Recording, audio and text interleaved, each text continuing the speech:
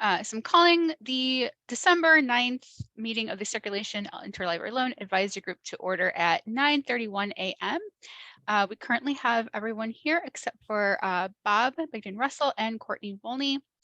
And we've got Deborah as a guest for this morning.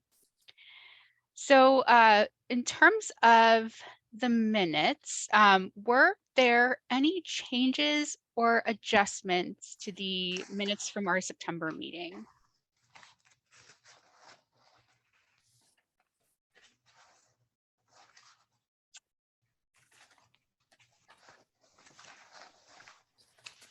Give everyone just another moment, just in case there is something that comes up.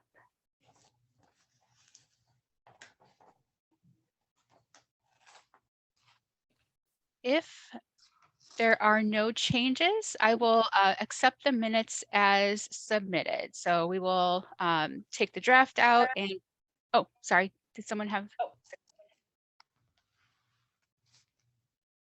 No, okay. We'll post those then as the approved minutes from the meeting. Any additions to our agenda for today? Nope. Excellent. So we don't have any old business. We'll move right into new business then.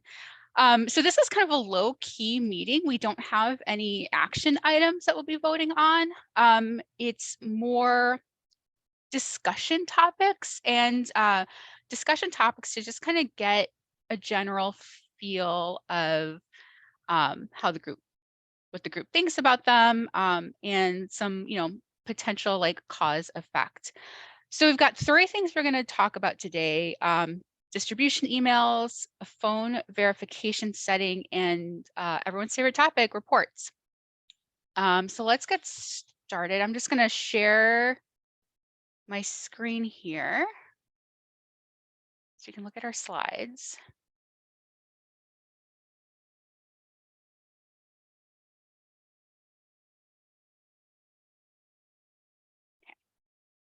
Deborah, can you give a thumbs up if you see slides? Excellent. Okay, so the first thing that I want to go over today is just talk about the CCS hosted department distribution email. So I anticipate this discussion is going to be pretty brief. Basically, I just want to get a feel if these types of distribution lists will be helpful for CIRC and interlibrary loan staff, or if you don't feel they're necessary. So to kind of give some background and context for this distribution email, it's basically like a mini library specific listserv. So by emailing the distribution email address, that message is delivered to a specific set of people. So like you are basically contacting relevant staff at a specific library by emailing the department distribution list. Like for example, if we had a distribution email for Park Ridge CIRC staff, if I emailed their distribution email, it would just be sent to Park Ridge staff who are part of that list. And that could differ from library to library. It may be just like the manager and supervisors. It may be like everyone on the department.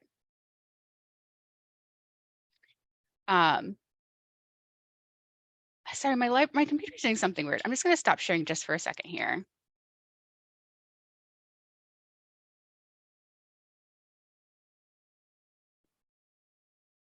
Okay.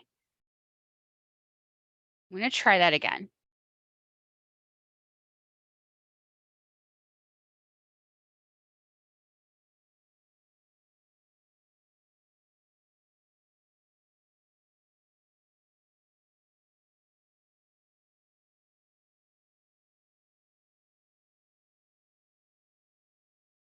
And let me just kind of flip through some slides. Are they changing for you when I? Yep, they're going forward. Okay. Okay, great. Sorry about that. I'm not quite sure what's happening there. So let me pick up where I was.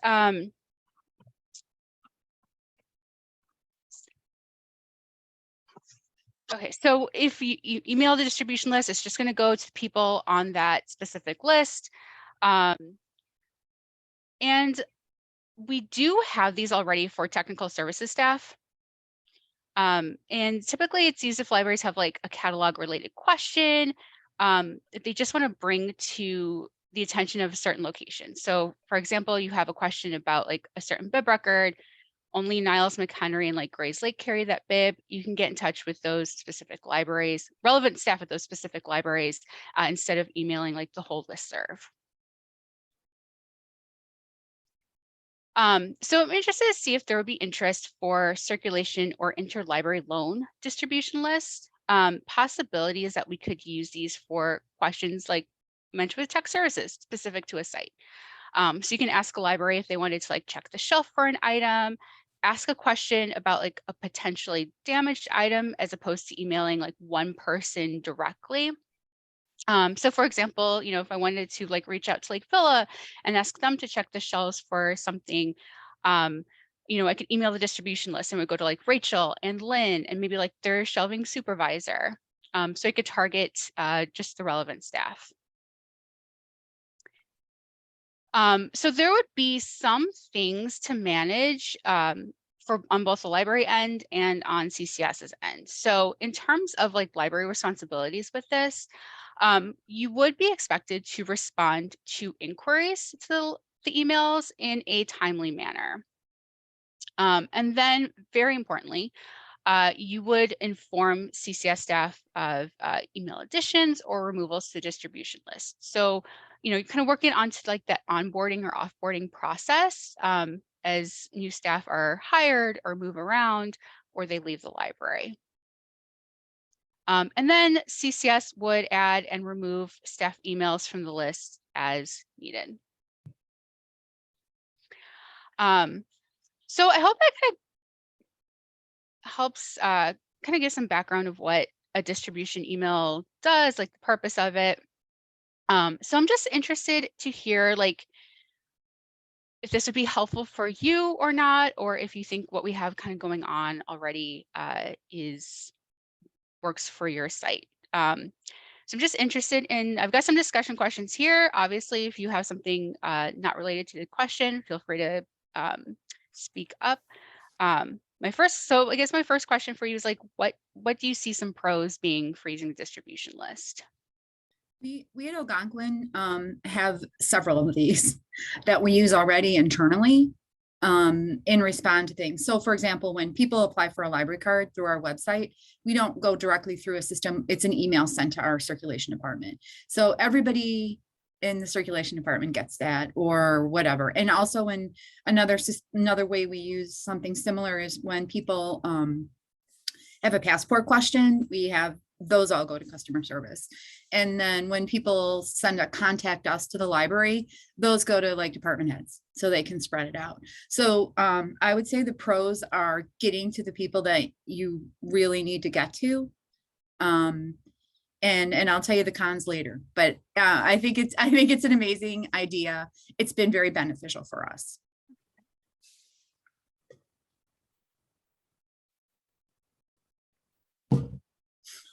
Yeah, we also use a few internalists like that too. Like we have one for ILL that's been really helpful for OCLC purposes. And it is nice because if somebody's on vacation, then you don't have to worry about it because other people will see it too.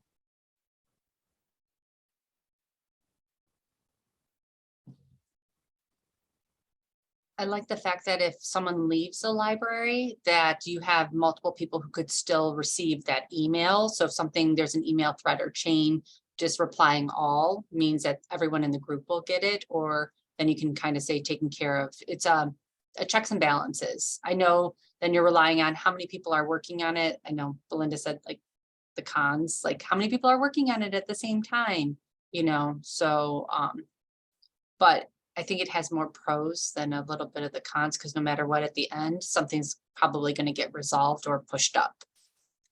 I didn't even say my con and I'm sorry. That really, but that's it, you know, just to kind of to talk a little bit more about that part of it is it can be confusing if something has been addressed or not addressed. But this is also that specific one that everyone touches. being more circ specific, I would find very beneficial, especially when I'm not in, because a lot of times I forward the email and then, we've saved some time by getting it right where it needs to go. Do you guys have a method internally for like claiming a question when, everyone gets it? How? Kind of, sort of. So what we do is a reply all email to those so that everyone can see, oh, somebody replied to them. They've included circ in that because a lot of those questions were for, while we have phone numbers and other ways of contacting us, we still get a could you renew my book or keep my hold longer request through contact us. So those are very clearly circulation related. And so I'll send a note, got it, but overall the best practice is just to send a reply all message so that the patron gets the information they're looking for and everyone else knows, stand down. It's all good. We have something a little similar at Lake Villa where patrons will submit questions to our ref desk that are circulation related, and they'll forward those on to us. When we receive those, we'll reply to the reference desk that whoever it goes to a group, but whoever is going to be replying to the patron will say that we're taking claim and letting everyone else know. So there's no question. That's good. At Winnetka, we flag. So if somebody's in the middle of working on something, they'll flag it so we know not to touch that email. Oh, that's a good method too. It's what we did in the pandemic because we had so many people working from home and no way to know what anybody was really doing at any point. So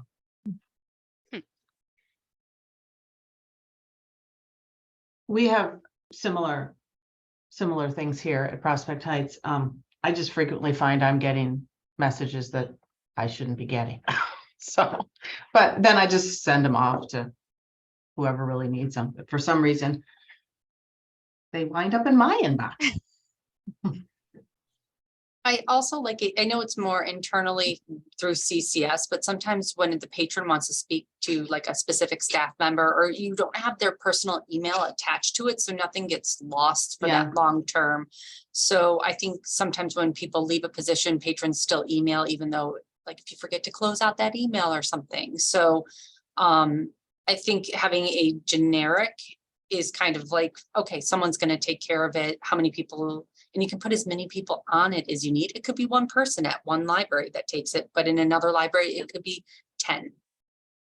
That's a good point, because here, when we're a small library, and when we call a patron to address any issue, frequently they'll want to know, well, who's this? Who's calling? And we'll say, anyone can answer your call, can answer your question when you call back. I might not be here, and my staff doesn't necessarily want to give out their name all the time, so.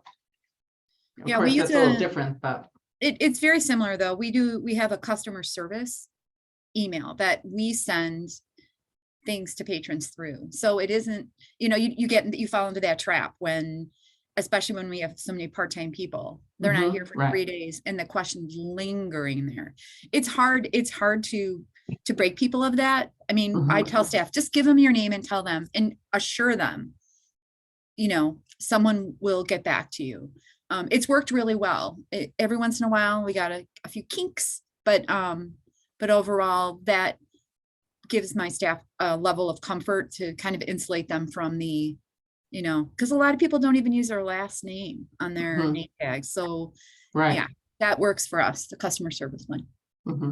So it sounds like even like internally with a CCS sponsored distribution list just between libraries, using a reply all method then would also allow like part-time staff to more easily be involved with these kind of questions, and then also like prevent gaps in response because someone else could pick it up if the message goes out to all. I think they also get to see what the solution is too, as being able to solve it. Maybe it's a CCS, but maybe it's a patron on a future thing. So it's actually them learning and kind of growing, because there's those lulls that we may not be able to do. We could save all those emails for the end of the night, so the night crew takes care of it, or whatever it may be. So they find the solutions and then learn from their coworkers about opportunities. Why did they choose it this way? Or as a supervisor, maybe we would have done this instead. Biggest pro right there, Kim. Absolutely. Most staff want to know, like, I don't want to bother, ask someone else if I can build the knowledge myself. So, and all these things are so, they just happen like that. You're like, okay, I could never have prepared for that question as much as we try, but yeah, I agree. Would reporting staffing changes for the distribution list be manageable for libraries? I don't think so it's not that different than reporting new Polaris logins. Yeah. And we can also like work it into documentation that we have posted on like onboarding new staff, indicate if they wanted to be added to the distribution list. I think is that what Kim was about to say? Yep. I was like, can we add it to that little thing that Bob says, simply reports, which distribution list do you want as a drop-down menu? So that way they kind of like, even if it was system status, that would be awesome. Like having a drop-down of all the, I know we have to like kind of sign up for listservs, but it'd be nice if it was in like a click all. So in case we forget, they're part of maybe pass or they're part of cataloging. They may not need that information, but it's there for them, especially system status. Yeah, I put that as soon as I have a new hire, we go right there to sign them up for that. I said, this is information that you're going to need when you need it. So, get comfortable looking at how it looks, and that type of stuff.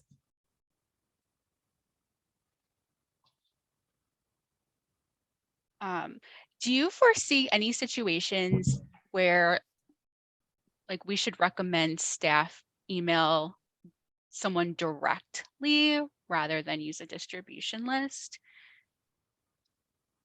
I know it's hard to foresee. Like I know circulation tends to deal with some like more sensitive stuff than a lot of other departments. I know it's hard to kind of anticipate what could potentially come your way someday. I feel like if it was that personal, I would make a phone call instead of emailing and just talk to the other manager.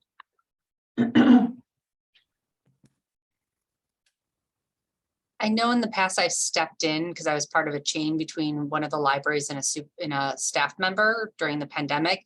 And I wanted to wait to see and I emailed that. I think I was Displays, but I emailed Michelle and I was like, hey, I just want to see what the response of this is going to be because I want to see what that training looks like for that staff member, but I'm letting you know this is my response. So just kind of cut it off at the beginning just to see what it would look like. But I think those are where, like Anne said, stepping in and kind of going from there and waiting. And if it's an important thing, kind of cutting into the conversation and sidebarring it. And I'll call Courtney or I'll call Anne and just let them know.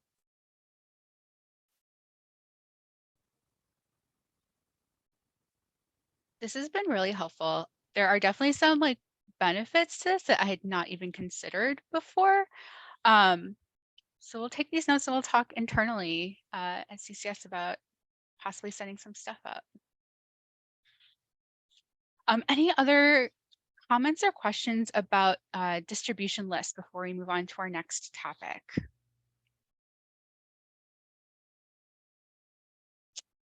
In that case, let me share my screen again. Okay.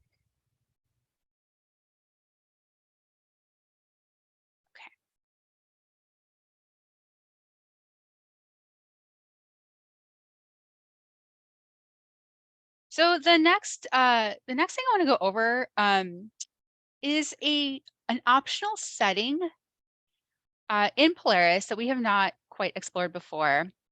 Oh, Deb's got to hop out for something else. Thanks for joining us. It was good seeing you. So, okay. Background on this. As we've kind of all known and experienced firsthand over the past couple months, we've seen problems with notices. We're a carrier or provider has like made updates to their spam filters, and then that results in a set of users not receiving their notice.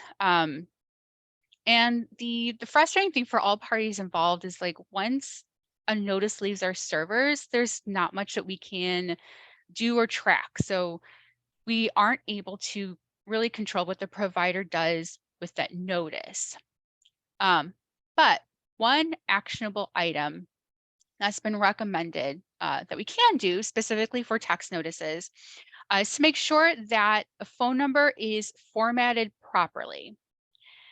Because there's a thing called a sending reputation, and sending text messages to invalid numbers can downgrade that reputation. And a low reputation can lead to a carrier blocking us. So, so keeping numbers correctly formatted can prevent some issues.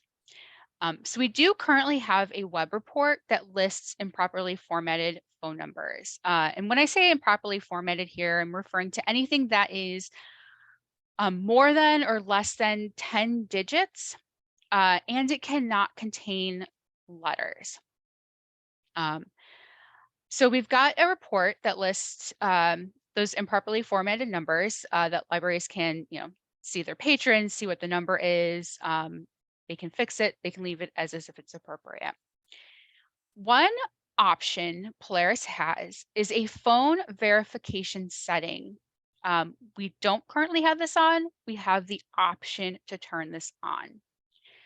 And when this setting is active, staff can only save patron records if the phone number follows a valid format. If the phone number does not follow a valid format, like if an extra digit sneaks in there, staff will see an error message. Screenshot is on the slide. Staff will encounter an error message when trying to save the record. They won't be able to save the record then until that number is fixed. So I would say for most patrons, this is not going to be an issue. Staff do a really good job of entering numbers in the valid format. If you take a look at the invalid phone web report, like it's impressively small for the amount of patrons that we have in our database. And one thing that I know I tend to do, I tend to look at phone numbers through a lens of telephony functionality. So when I look at patrons' accounts, I always think like, can this patron receive a phone notice? Can they receive a text notice?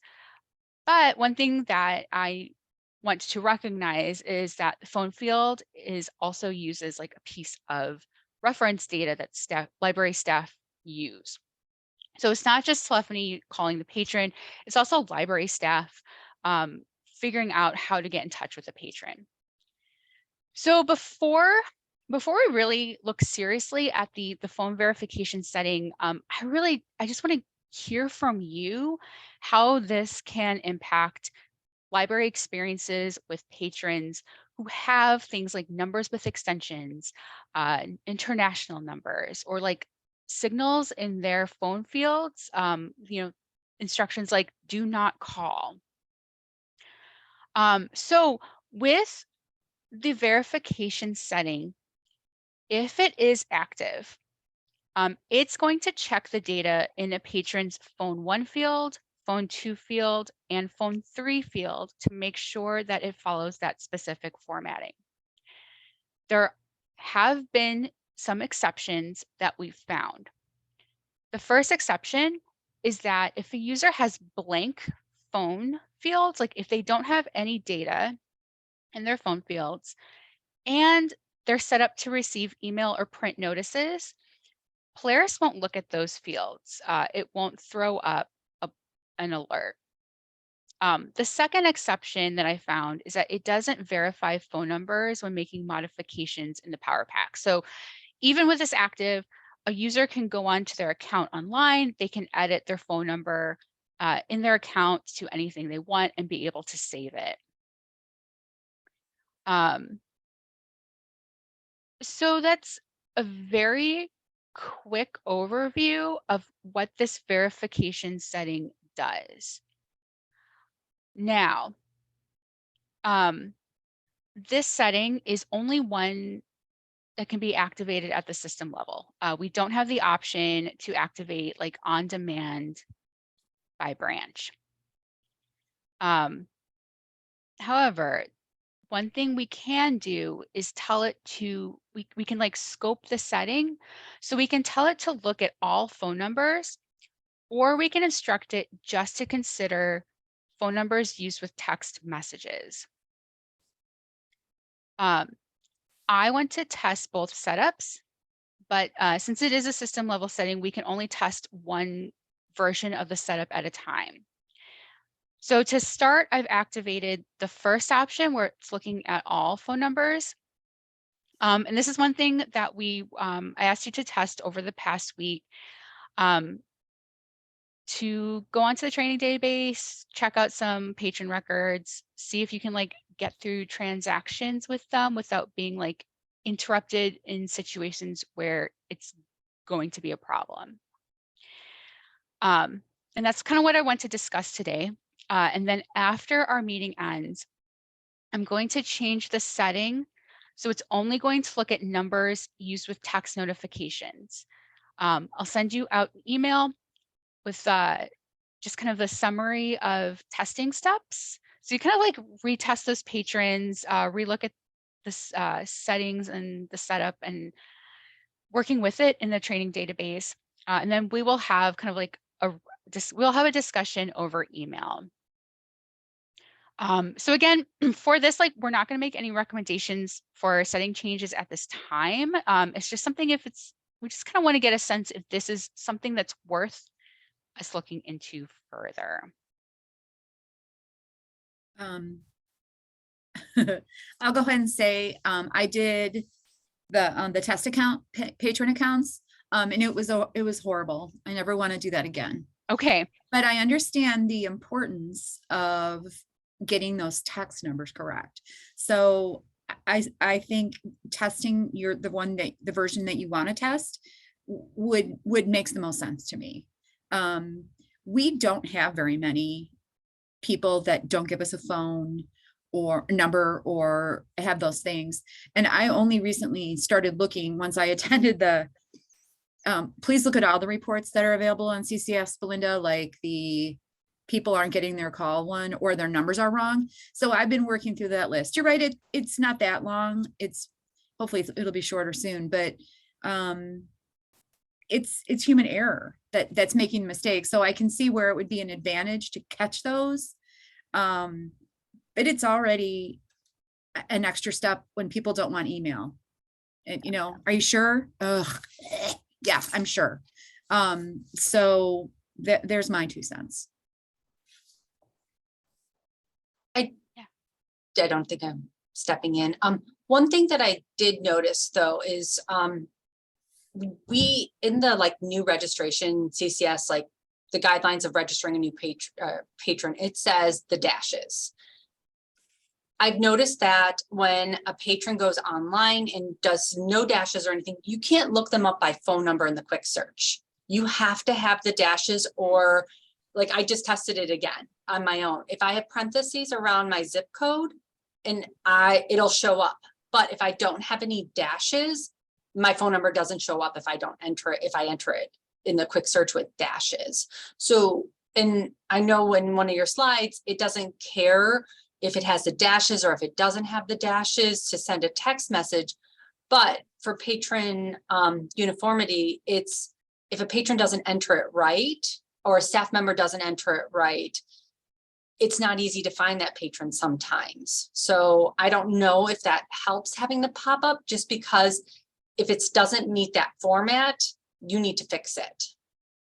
So yes, it's a lot of having like, oh, do you sure you don't want that email? Like just power through it. But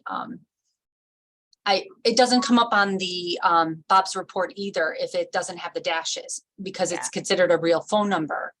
But for patron inputting, those dashes are really important when you're trying to find someone very quickly, and we're adding more libraries, so the patron database is going to become even larger.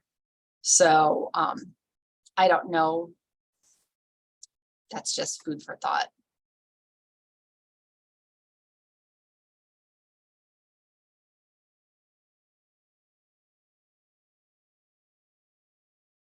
Any other reactions from some initial testing?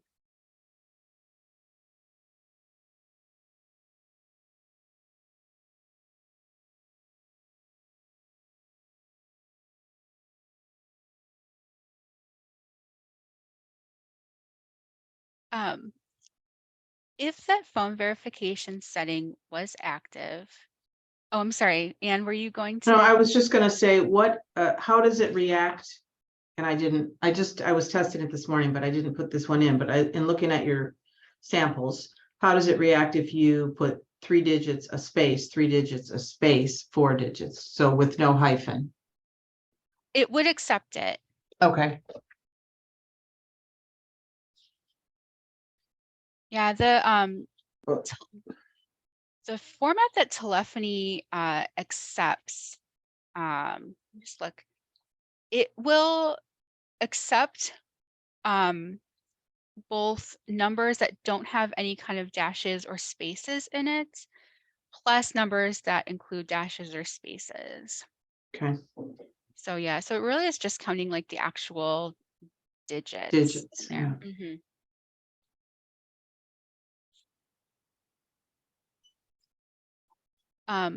Would this be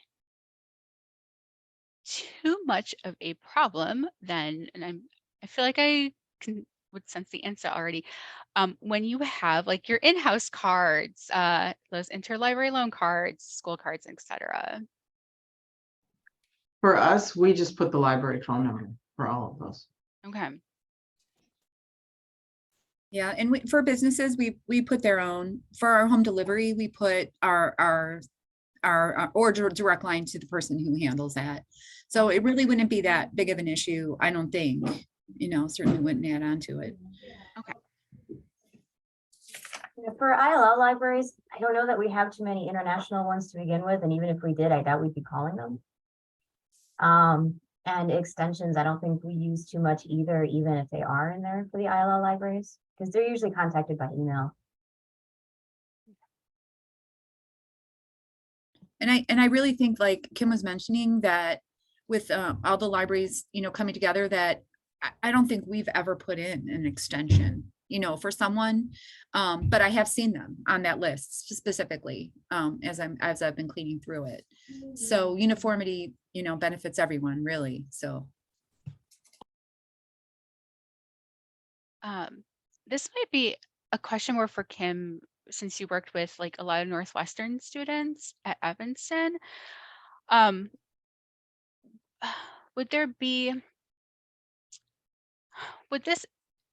impact would this have for the patron if like an international student couldn't list like their cell phone number in their record? To be honest, I don't remember one international student that, I've only ever had two internationals, and they were during the one recently for a pack reg and another one, but the pack reg was fake. So, yeah, I don't think it's going to be a problem, because many of the students here are going to get a cell phone, because everything here in the US is going to need, for the most part, for easy access. No one, like restaurants, ordering food, anything, they'll pick up a cell phone. Okay, that's good to know. Yeah. I don't know. I mean, have we run a report to see how many empty phone numbers we have? How many international phone numbers, or any of the, besides the exceptions that most libraries can fix and alter? I don't know if we can 100% determine how many international numbers there are, because it's like, is it an international number? Is it just like a mistype? But they currently, and some people with an international number do currently appear on the invalid phone report. Maybe it's just reaching out to the patron and saying, our system is having difficulty reaching you. Is there a better phone number we can reach you? Because if it's kind of like 1% of, or even a handful of patrons at each library, those are just, I think, is an email better for you because this is the issue we're coming and we want to make sure you get your materials. Like, that's just a conversation I think we all can have.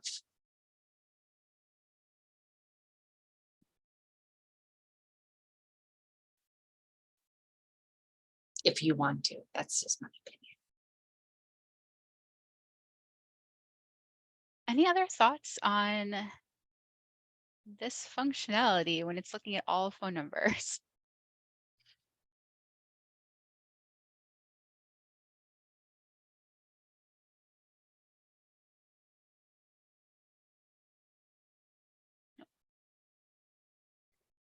So I'm kind of getting the general sense that like it's probably not going to be the most helpful for it to look at all numbers.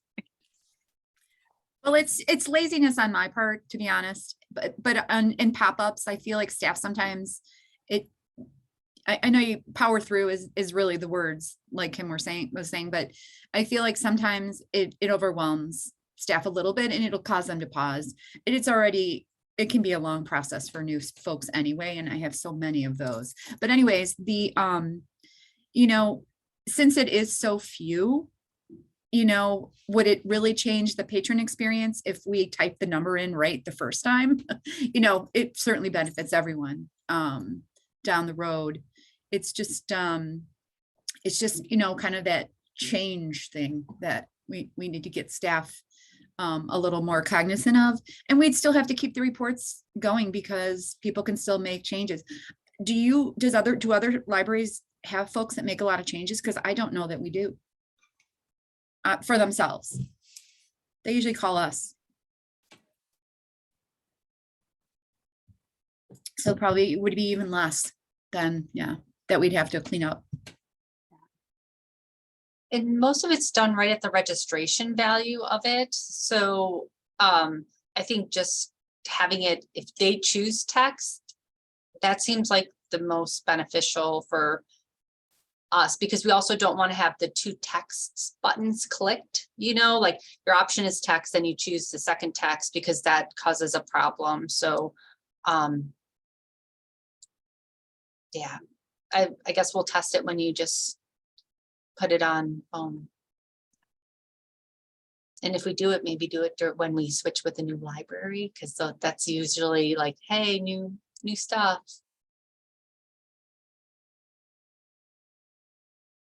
So like I said, after we conclude today, I'm going to adjust the setting on training so it's just considering phone numbers used with text messages.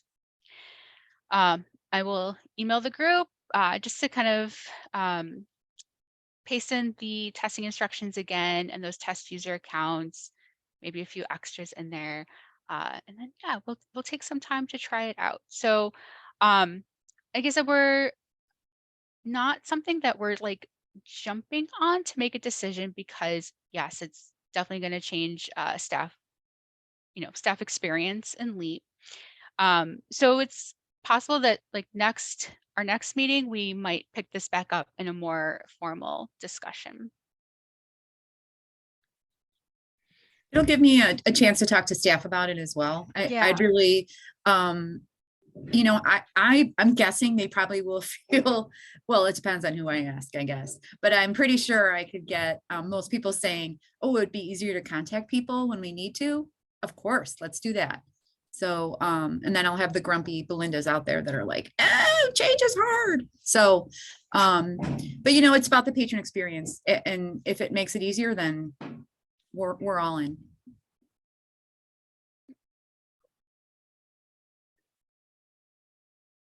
Excellent. Are you ready to get started with our last topic? The reports. Okay, sharing my screen once again.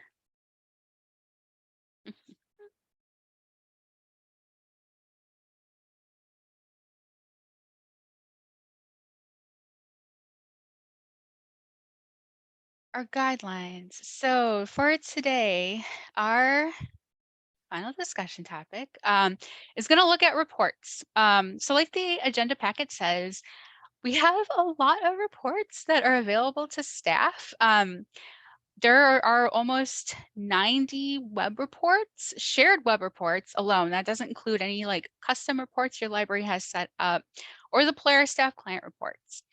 The only reports or like report adjacent policy that we have relates to holds. So governing board policy says that libraries will process the pick list at least Monday through Friday and process unclaimed holds at least Monday through Friday. And we provide reports, and there are reports and tools in Polaris to do both of those activities, and that's why I consider them like report adjacent. Other than those, we don't really have any like circulation report related policy. When I say policy, I'm always talking about requirements set by governing board or guidelines, which should just be more like general recommendations for what libraries should use. We are very interested in setting guidelines.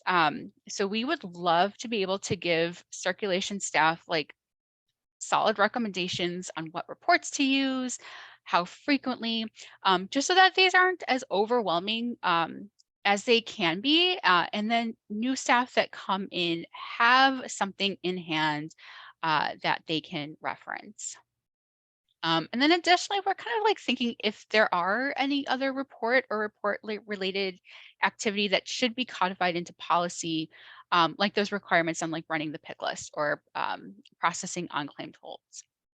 So again, for today, we're not interested in establishing recommendations themselves, but just kind of rather getting a conversation started around like what reports staff use, how frequently, and the perceived impact on those reports. So to kind of get us started, I shared a list of reports, which are mainly web reports.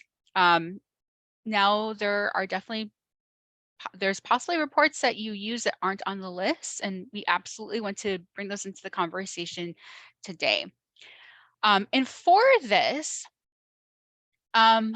just to kind of get things a little more organized, I want to share, let me just get this set here. I want to use a Zoom whiteboard. I have something set up that uses, oh, okay, hopefully you can see that now, that uses like some sticky notes just so we have like a visual of what's used, how often, your perceived impact. So here's what I want to do today.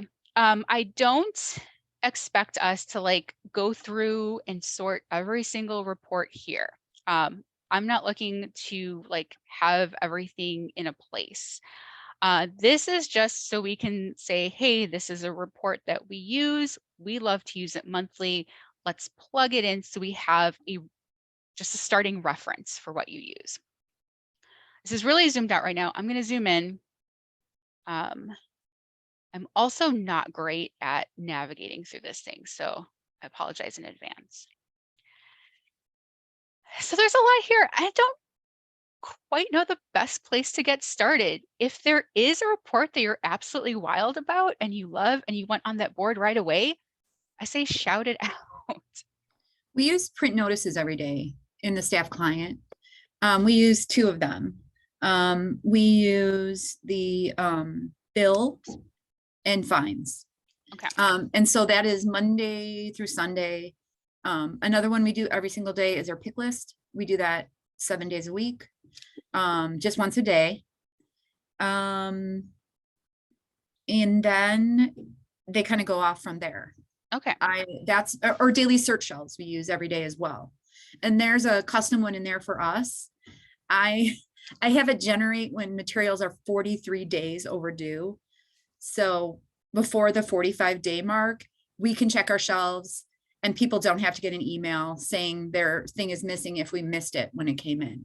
So those are the things that we do in Algonquin every day.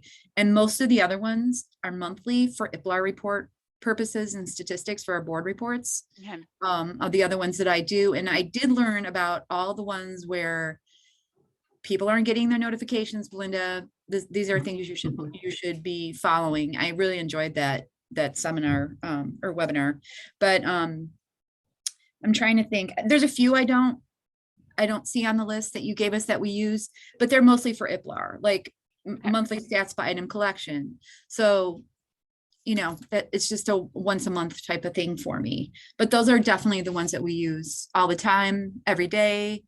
And clean hold shelf, we do that once a week on Monday mornings. We call that the Monday report. And then the status of claims. No, that's not it. In transit overdue, we do In those. transit overdue. Mhm. And you said in transit overdue weekly, Yeah, we do those on Monday mornings. Monday mornings. Okay, that weekly.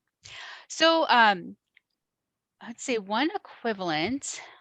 Oh my goodness, I really dislike navigating through this thing. Miko, maybe if it's too big for your screen, maybe make it smaller for you and then we can see it at the end. So that way you don't have to kind of adjust each time. Maybe let's do that. Do you mind if maybe I'll stop sharing for a little bit?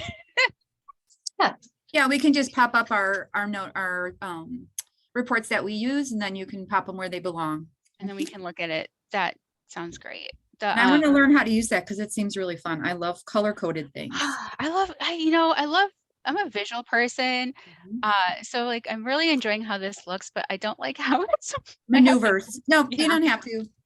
We're all friends here. Go ahead and do what you do. So Belinda, you were talking about a report that gave you things that are soon to be billed. Correct. That is Okay. the daily search shelves. Okay, and that was a daily report. Right. And there's a number of different tabs in that report. Mhm. For us, we use the one because I know different libraries have different timeframes, but ours, we have it set at 43 days. Okay. So then the pages check the shelves to see if the stuff is there and check it in before patrons get notified that we messed up. So this report of yours made me aware of a lot of reports that I was not aware There's so much there. I couldn't Right. believe 89, but no, I mean, I believe it. but it made me aware of things I had forgotten too. So that was good, actually. We also do the daily search shelves. I actually modify that report every day for my staff because there's too many tabs. So I just copy paste and put it on a sheet and have them do shelf checks every day. We use in transit overdue. I do that once a week. What I did is I went and I looked at my favorites, and those are pretty much the ones I use. Let's see, what were the daily ones? The print notices, we do that daily. Daily search shelves. Pick list, of course, we run the pick list a few times a day. And the what is it? The expired holds. A lot. I'm a real stickler for data in our patron data, so I'm constantly like digging into, okay, where can I find that information? And I do a lot of Simply report stuff that I give to my staff. But I think what you said initially, Mieko, about making a recommendation or whatever the terminology was, is a great idea. Because when I first started, I was like, what reports should I be running? So having a little list would be fabulous for new folks. Go ahead. No, Sorry. go ahead. I'm done. One report that I wish was ran a little bit more often is because we do pack registrations and my staff have been notorious for not remembering to renew the library card, is the monthly patron expiration date next month. Because what happens is if you have which is number 16 on the, I end up doing a Simply report very often to see. And it gives me all those pack regs that are about to expire. And then the 21239s that populate. And I look for when it was like the enter date. And then I have to go in and renew all of those cards. So I wish that one was ran more often. Just because of the fact that then I don't have to do a Simply report for it.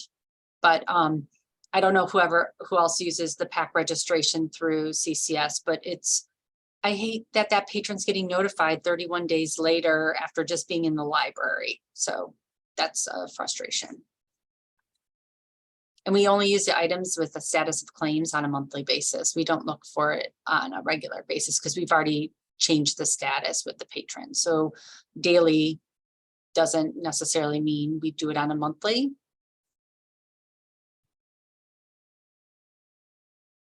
Let me pop that one in. I'm just gonna pop that status of the claims.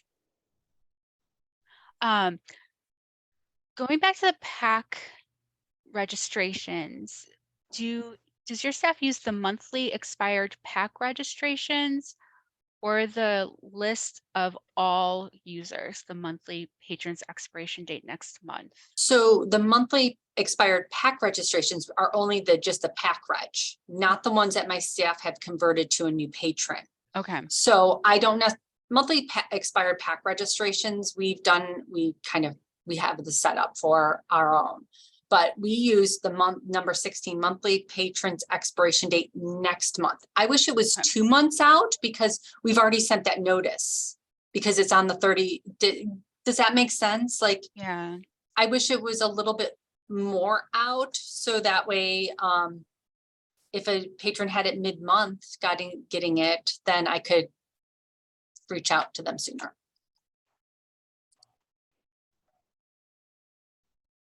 It's like the report that ran December 1st would show patrons who expired in February. All right, yes.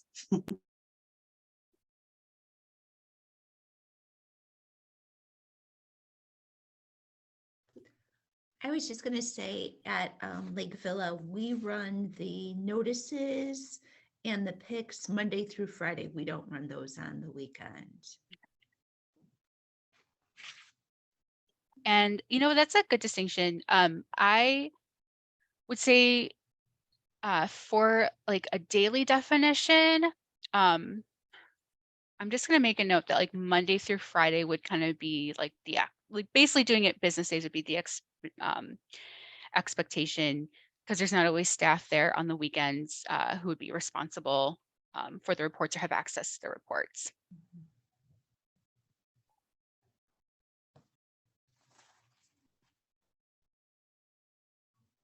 I guess one other, go ahead, Ann. No, I was gonna say, one that you guys might not run daily, but I do, is the daily patron library, patron code, patron RBP prefix mismatch. And that's because Indian Trails is our neighboring library and they do our registrations and there's frequently errors. So I look at that every day to fix it because I don't like having anything on that list. That's I'm going to start doing that. I should do it more often. And then you find the weirdest stuff. Yeah. Like, what were they thinking in 2018? Right. Dang it. I'm glad you don't work here anymore, person who made up something. Right. Who even told you that? Hunt you down. Sorry, go on.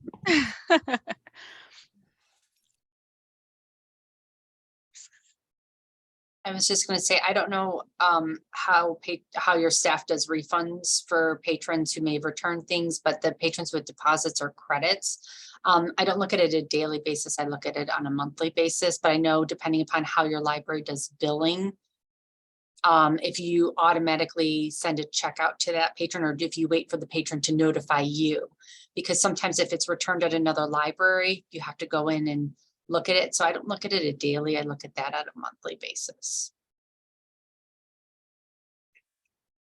And we don't do refunds, so I never look at them. But what's interesting though, Ann? I think we're on there actually. So. Right. Another library can look at do it the once. refund for Yeah, you, and then your patron can see it on their account. Well, so here's the thing with that report. When it's deposits or credits, those are things that you get from like Smart Pay when the patron, like I think, who is it? Belinda, we had one recently, didn't we? With like Yeah, and I was like, what is this? We don't use that. We don't put anything like refund. Everything's leave as is because I don't want, I'm not checking that on a minute by minute basis. So when a patron brought that to me, that we had a deposit, I'm like, where the H did this come from? I don't know. So I reached out to my friend Mieko, who had an answer for me. And then it had to do with staff clients. So, you know, I'm like, no, I'm just kidding. So thank you for helping, because people do get those receipts. And then they're like, oh, thank you for whatever. And I'm like, Yeah. So what caused it? So deposits are like 99% of the time caused when a patron is paying online through SmartPay, and you know they click submit payment. But if like say the like site is showing that it's loading and they get impatient and they hit Oh, submit payment again, it does it twice. mhm. And so then it applies the second payment as a deposit to their account in Polaris. Oh, I better look at that report. see, and I didn't even ask how it got there. I just said, please fix it. I tried, but it didn't make any sense, but that does make sense. Because I get impatient all the time. So I get it.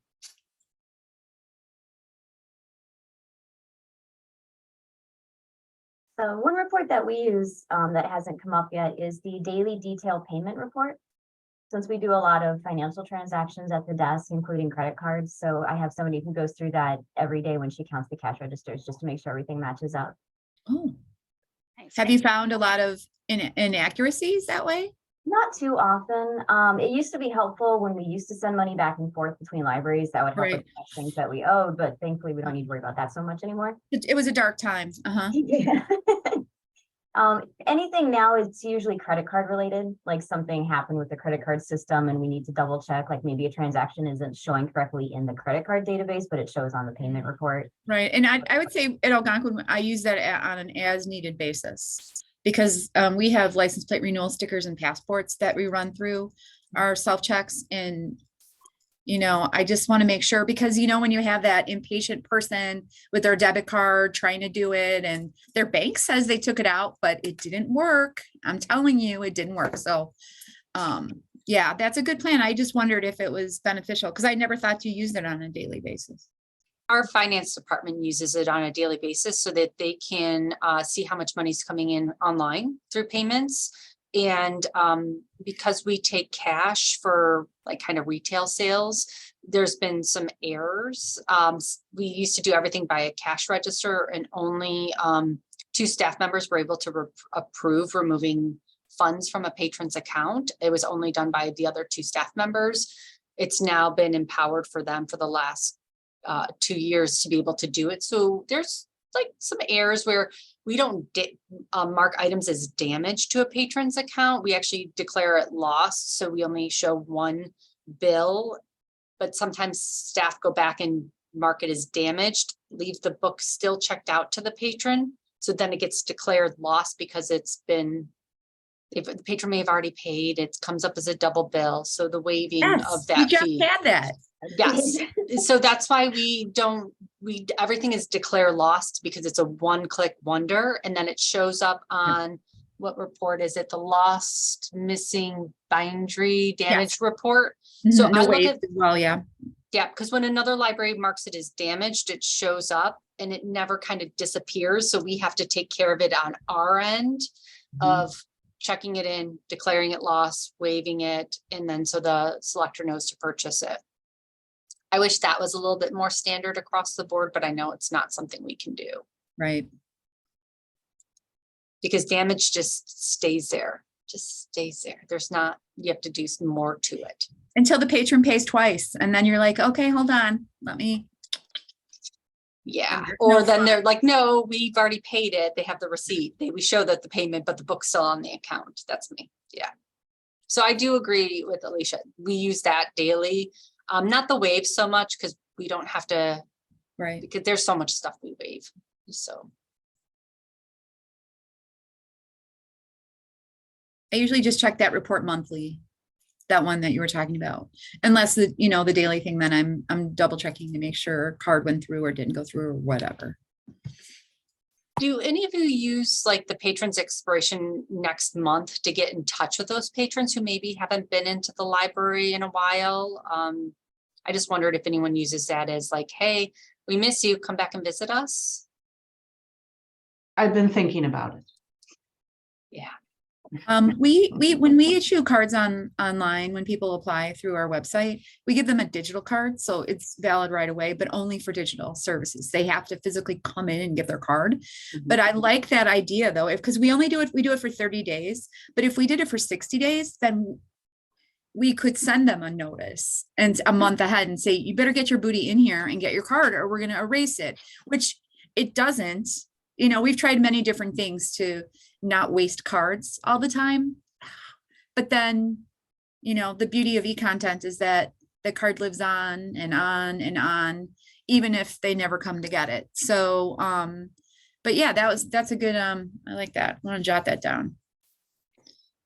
I think a Sounds lot like- of people don't know what actually libraries are using. And I think there's a couple of us, I don't know if you all saw the 5-star library report yet, but Mm-mm. there is 7 CCS libraries on the 5-star or 5, 4, or 3-star.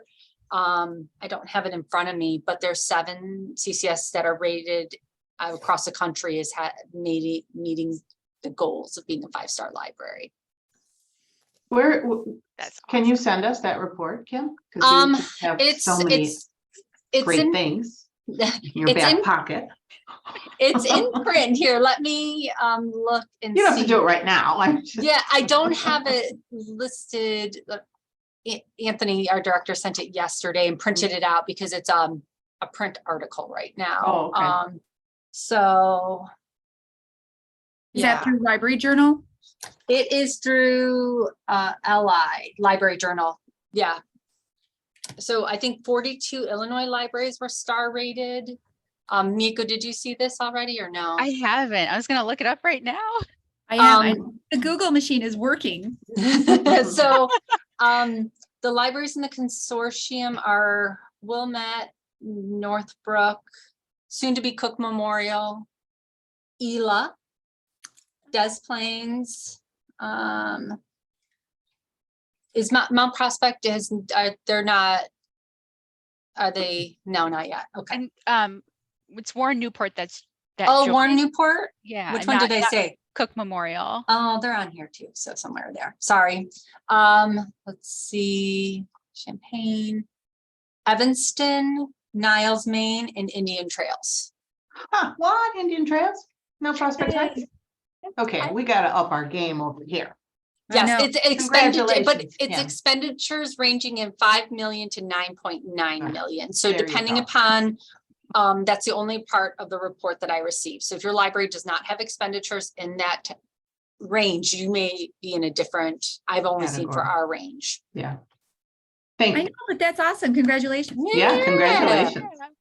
But it's exciting to see, like, just in that grouping too, as many CCS libraries, because that means y'all are helping us too, because a lot of that is circulation.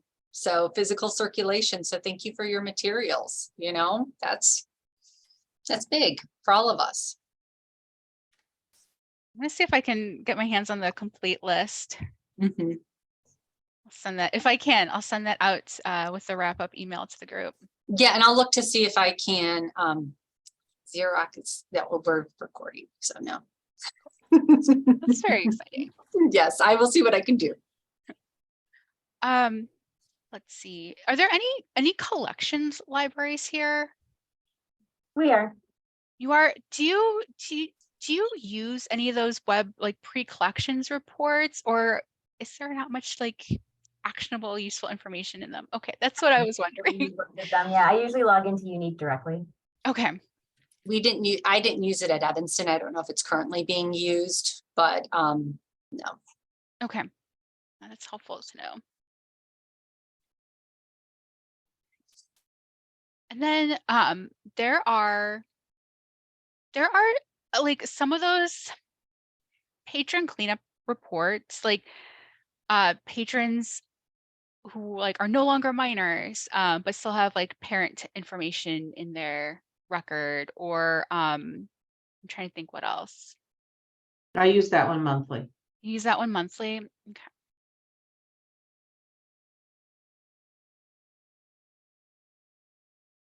I do the like opt out of overdue bills, invalid phone number, no notification option, all on a monthly basis. Those are typically, yeah.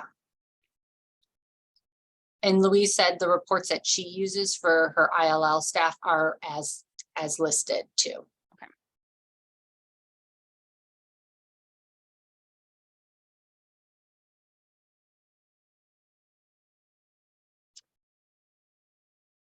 And then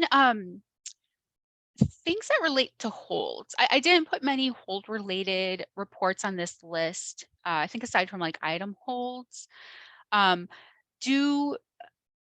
is it typically other departments that will handle like those hold related reports? I'm talking about things like item holds instead of bib holds, stale holds, things that haven't been filled in like 30 days, high demand hold reports. It's not circ. It's not, no. We use it. I specifically like the 6-month overdue one. I know Miyako, you and I have talked about that one quite a bit because we've noticed, I don't know if some of you look at it, but there's one that says this has been checked out for 6 months. I think that's part of one of the hold reports, right? I think so. But we use that one regularly just to see if it's coming back to us or if because it'll show up on a patron's hold, like, hey, it's available, but it hasn't come back yet. Wait, so it's a hold that they've checked out? So let me pull up the report. Let me grab But what's it. what's the name of the report? That's what I'm going to look up. Oh, thank you. Yeah. I know it's like 6-month overdue when it shows up. Sometimes if it's a popular book on a patron's hold report is checked out since a specific date, and that one comes up. Yeah.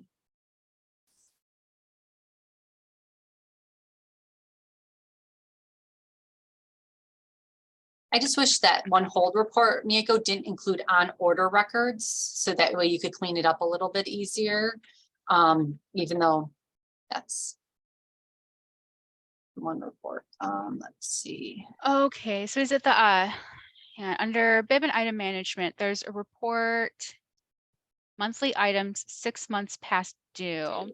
That's the one that's one I look at. And it has different tabs for like it separates the items out by circulation status. So there's like awaiting pickup, things that have been in awaiting pickup for like 6 months or more. Things that are in transit 6 months or more.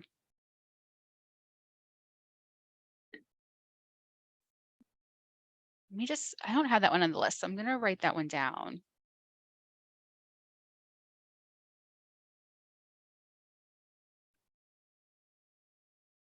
I think that's one of the reports that showed if a patron had we figured it out that the check boxes, recently Miyako or Deborah had sent out, everyone needs to look at these little check boxes to make sure that a patron gets notified properly. If not, it doesn't go lost and billed. That's how come it showed up.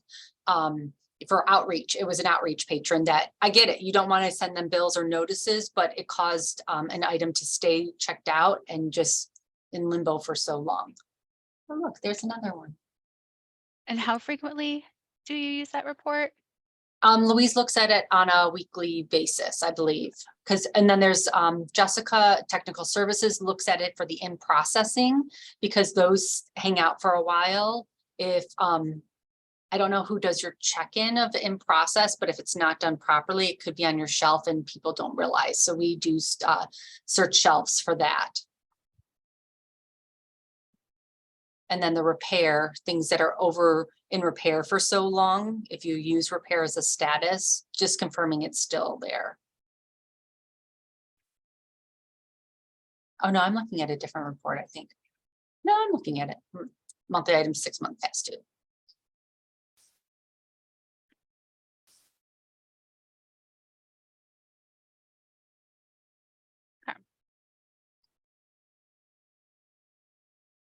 I am going to, let me see if I can share my screen.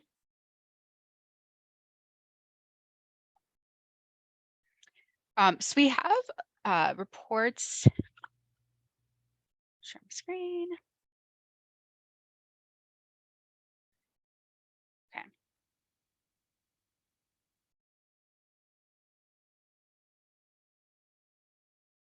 There we go. So we've got our reports board here. We've got a handful of reports under monthly, something as a couple times a month, potential use if it can be adjusted, couple weekly, and a handful of daily. This is actually, I really like this list.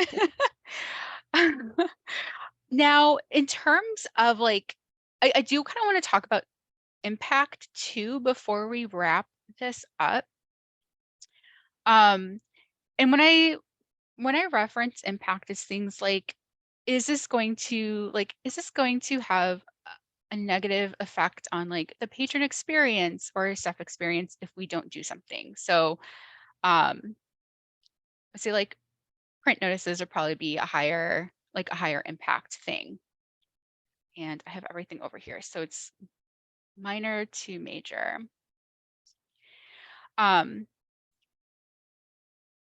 like, our print notices might be a higher impact report, but something like parent guardian data, users over the 18 with parent guardian data might be like a minor impact report because it has no impact on like the patron experience. So thinking of some of the reports that we just talked about, are there any reports that hits you as having more of an impact than some of these general reports?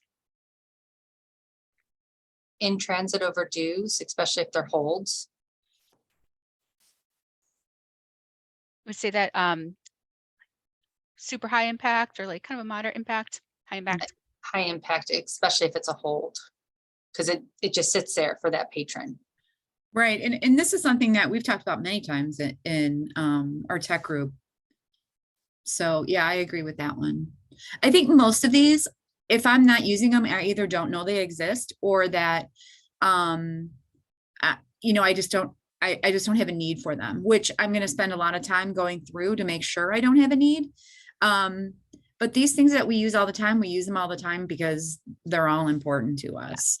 And really the things I do on a monthly basis, that doesn't affect the patron experience. It's the daily and weekly ones that So do. it'd be easy to put the dailies under like Yep. high impact reports. Definitely. That's immediate, an immediate thing for patrons. At our place anyway.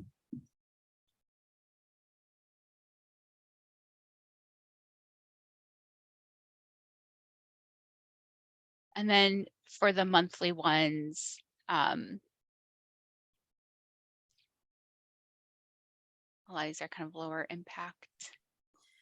Well, I think they're involve less, considerably less patrons, and a lot of those things, while would be great if we did them every day, I mean, it's not so significant. I don't think that we would benefit from taking the time to do it when we just do a couple a month or something. I mean, I'm not really sure how often everybody else uses them, but we don't use them very much.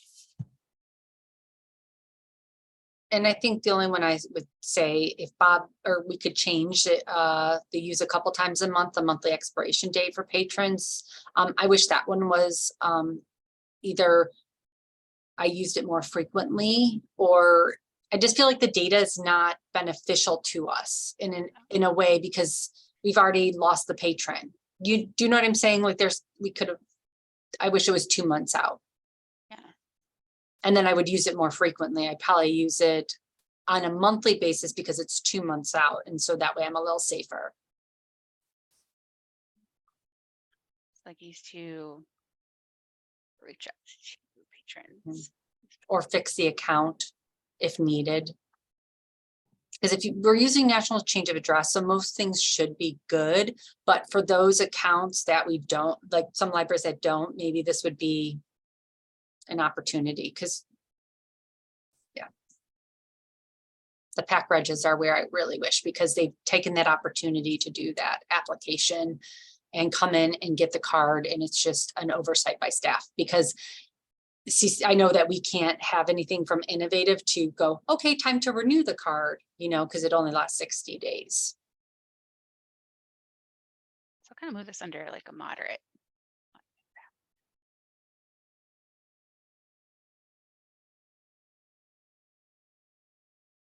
me zoom out. Let me zoom out so we can kind of get them.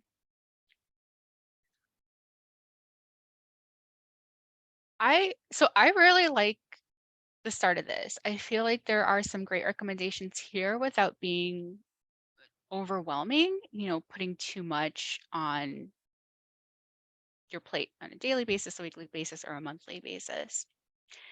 Any other thoughts before, or other reports we've not talked about before we kind of wrap this section up? There's some reports I use for doing the board report every month, like CERC department stats, monthly ILL, RVP, things like that. What is it called? The monthly collections? No, what is that one called? It's monthly stats by item collection or? Oh, Yeah, those are the ones I use for mine as well. So I use Yeah, the Yep. monthly ILL, lost and missing in bindery. I do monthly, the record counts by patron characteristics, the non-Excel, you'd have that on the list. By item collection and by item material type. yes. We thank did that you. one as well. And then the RBP and I'm trying to think. Oh, and then we do the monthly detailed payment report. We don't, like I said, I use the daily as needed. But yeah, and then there's those new ones that I now know exist out there.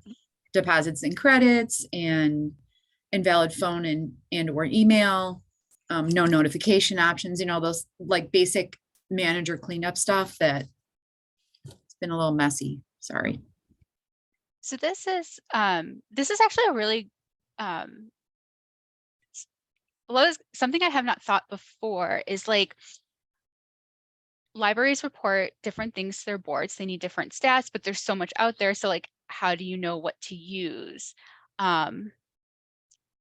So figuring out some kind of, maybe not guidelines necessarily, because you might not, like our guidelines might not fit what you need to report to your board, but some kind of way to help connect the users with the correct stats.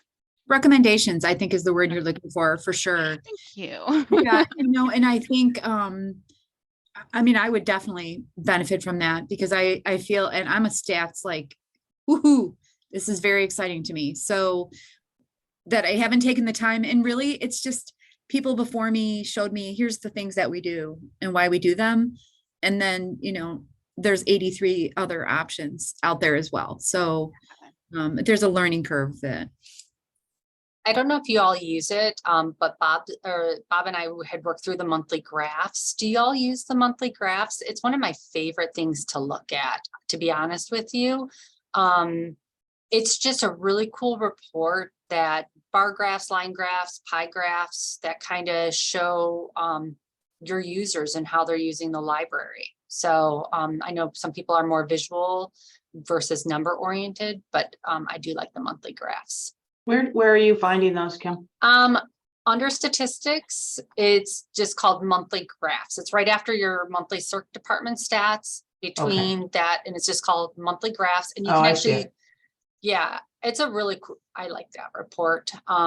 And it shows how, especially with the pandemic where we were and how we've been depending upon your circulation over the period, and you can choose last activity date by your patrons, how many users. So I do like that report.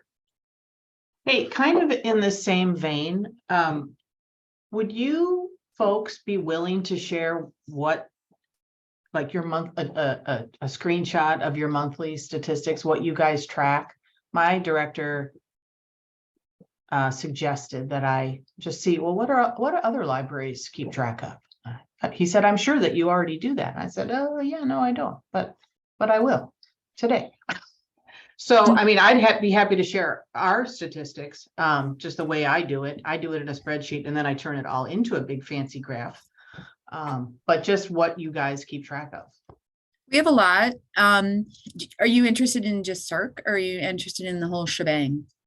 I guess I would just say CERC because, Okay. well, although when you say the whole shebang, what else is there? You know Tell what, me there's a about lot in our board report. You know who does it is Gary. So there's a lot of colors and a lot of splashiness. So he's always for the dramatic.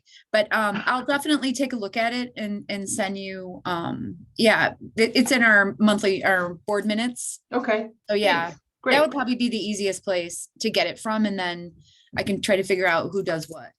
Thank you. Yeah, sure.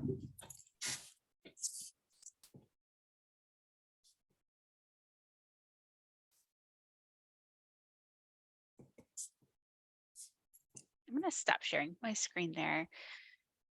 Yeah.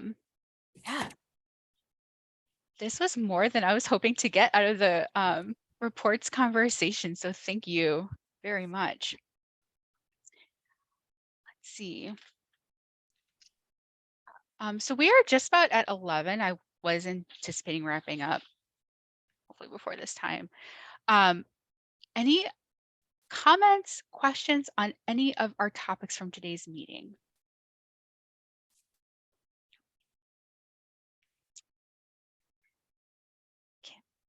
I know that with LEAP going down and like everything that we've been dealing with, I know it's typically like an electronic report with the ebooks and things like that is kind of causing the hiccup. Is there any report that we maybe don't necessarily, I know I kind of talked, I think at the last circulation meeting, but is there any report that maybe doesn't need to be ran on that specific date to help with it? Or are we just kind of, we're doing what we can and pushing it Yeah. up? So the job that has been an issue lately has been the API consumer, I always get this name wrong, job which syncs content with the catalog. So it's not exactly a report that we can like not So nothing run. on our end. I know, I saw the email that Rebecca, Yeah, Anthony, yeah. because Anthony had sent it to us. So I just wondered, you know, just how we can help. And I know Bob's been really awesome at like checking to make sure that reports aren't sticking and like are coded in a way that prevents sticking and that kind of stuff too. So definitely keeping our eye on that to make sure that what we've got going on our end isn't contributing. Thank you. Thank Bob for watching that report on the, you know, it's much appreciated. I know we're getting to the 15th and I feel like that there's a big report on the 15th coming up and I'm just kind of.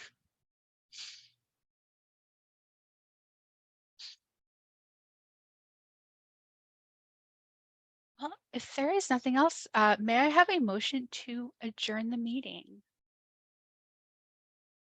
I'll move to adjourn. And Second. I got Belinda seconding. And I'm just gonna assume everyone's in favor. If you're not, go ahead and say. We will consider this meeting adjourned at 10:54 a.m. Our next meeting will be Friday, March 17th at 9:30.